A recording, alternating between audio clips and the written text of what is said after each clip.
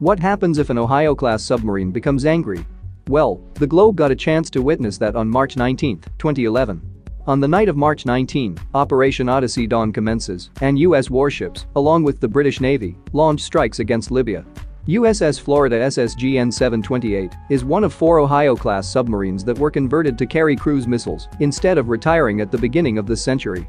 With 154 Tomahawk cruise missiles in her 22 missile tubes, Florida from the Mediterranean Sea sent a message to Libya and said, "You didn't visit Ohio when you had a chance, so congratulations, now Ohio itself is visiting you." Libya actually toured Indiana, Michigan, and Pennsylvania, so Ohio was angry. 93 out of 112 Tomahawk missiles fired during this main strike were fired by the USS Florida in anger and successfully hit many Libyan air defense sites. Each Tomahawk missile's cost was some $1.41 million in 2011, so considering that, the USS Florida launched $131 million worth of salvo,